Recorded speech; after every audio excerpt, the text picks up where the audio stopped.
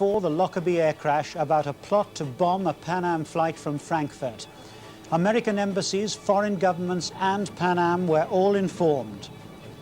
The victims on the jumbo jet, 258 people died, most were Americans. At least 13 adults and 4 children from this small Scottish town are dead or unaccounted for. And those who survive mourn the loss of those who did not.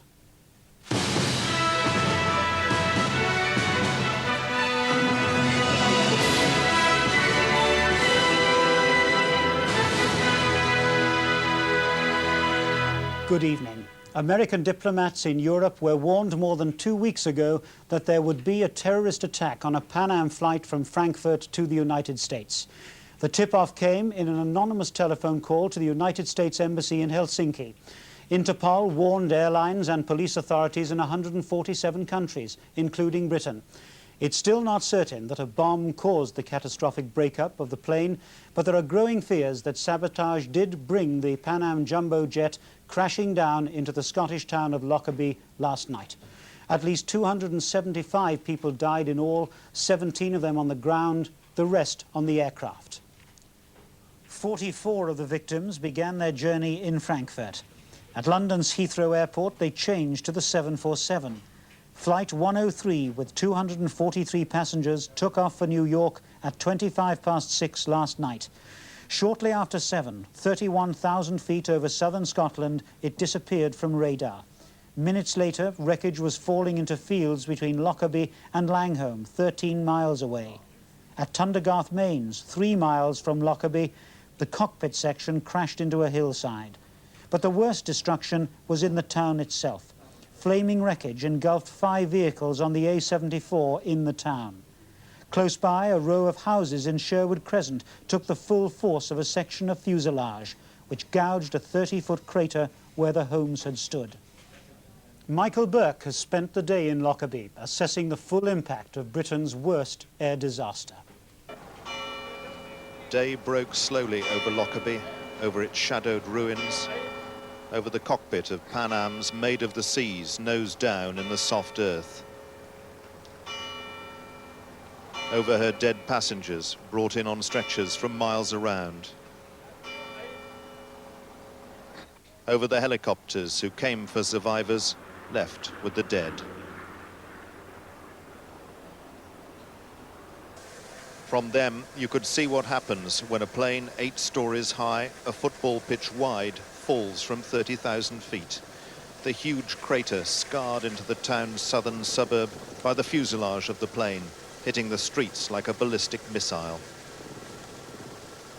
The aircraft came out of the sky trailing flames, scattering wreckage, fuel and passengers. Today, its remains lie in bits in a 10-mile radius around the town. Last night, people in Lockerbie heard a roar like an express train, and then they say it seemed to rain fire. The tons of fuel on board the plane ignited into a 300-foot fireball. It reduced whole houses to just 2 rows of bricks. It was impossible then, in the dark and smoke, to work out who had died and who had survived. Craters were ablaze like small volcanoes in the streets. As far as I know, I've lost my brother-in-law, my sister-in-law, and their house is there's just a 30-foot crater where their house was. Like, I can't even find the house. It's gone, like. Well, we just looked out the door and everything was on fire. Even the trees in the garden were on fire. Well, there was 3. The elderly couple next door, and they're quite badly. Their house is burned completely, and they're quite badly burned. The wreckage had scattered across the main A74 road north to Glasgow, catching vehicles that were just passing through the town and adding to the confusion over casualties. The fuselage lay amongst the town's ruins. The cockpit was 3 miles away, severed from the rest of the plane in a way that posed questions of a mid-air explosion.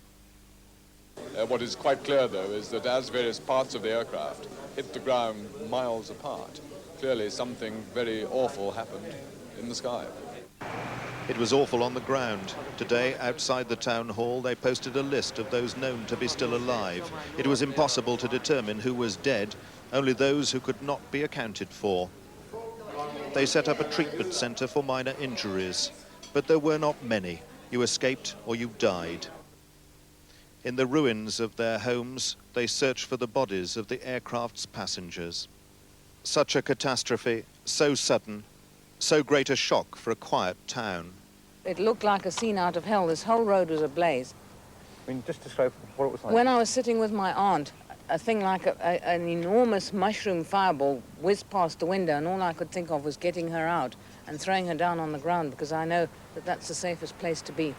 It came straight down, and then this great mass of flames, and I turned to run, but there was nowhere to run to.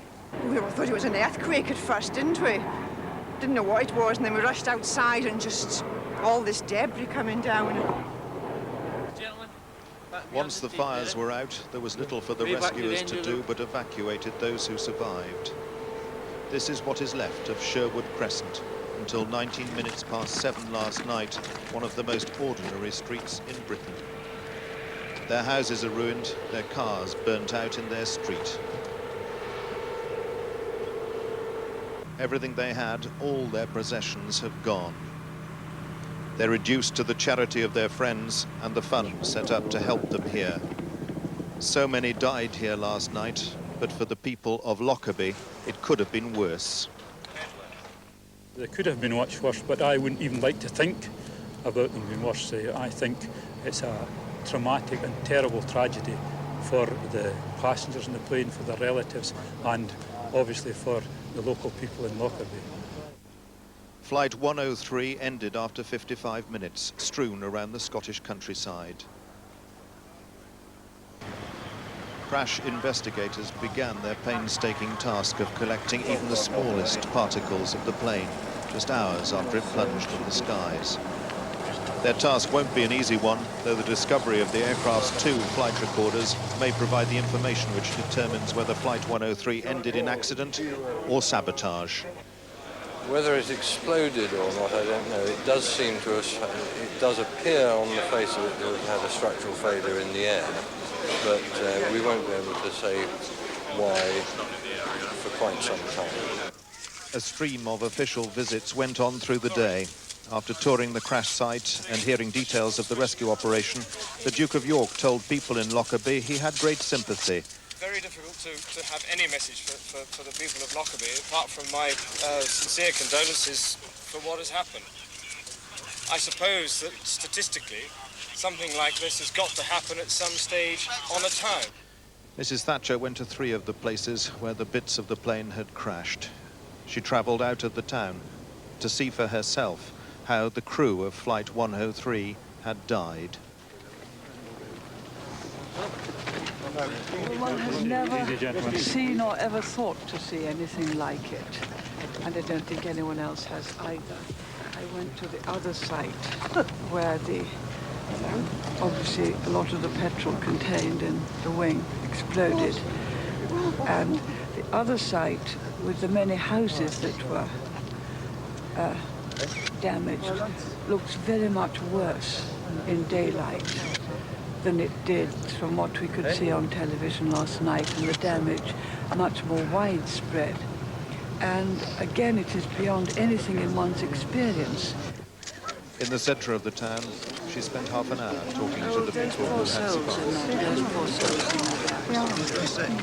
As well as the people upon whom, and the people in the car. Yes, it happened so suddenly. And if you can see anything coming, you don't know what to do for the best.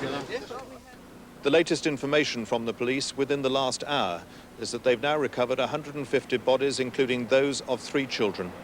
But still, now, more than 24 hours after this tragedy, we still don't know the final death toll.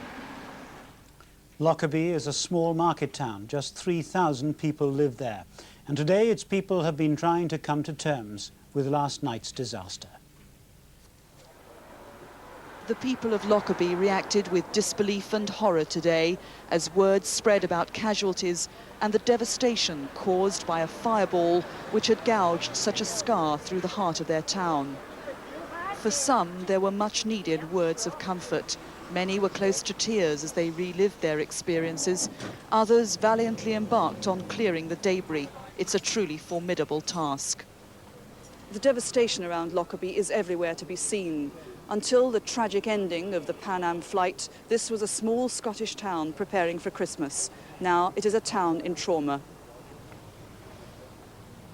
With normality shattered so brutally, this woman, whose neighbour's home had been completely destroyed, was left picking her way over a lawn strewn with in-flight magazines, luggage and general debris. With so many questions still unanswered, many have been reflecting too on what will remain long after the debris is cleared up and the damage repaired. They'll never forget it. I'll never forget it. My kids will never forget it. They wouldn't even sleep last night because the helicopters were in all night and the kids keep thinking it's a plane coming. And there's a lot of children like the same like that. Terrifying. And I mean, the people in Lockerbie will never forget it. Never. We can only pray and hope that some salvation comes to the town and people restore. Life has to go on, we know, but it's going to be a long time before this town gets back onto its feet. I would say devastating. I would actually say Christmas will not be the same for anybody in the town at the present moment. I don't think anybody will have the heart for Christmas, really. By tonight, over a third of the bodies of passengers recovered so far from Lockerbie and the surrounding countryside had been transferred to the makeshift mortuary set up in the town hall. The cluster of people outside searching for news of local survivors had grown even larger, and at the Catholic Church, counselling sessions for the bereaved had already begun. A sad beginning to Christmas in Lockerbie. The warnings about a possible bomb came at the beginning of this month. They were assessed by the Americans, and information was spread across the world that a Pan Am flight from Frankfurt could be the target.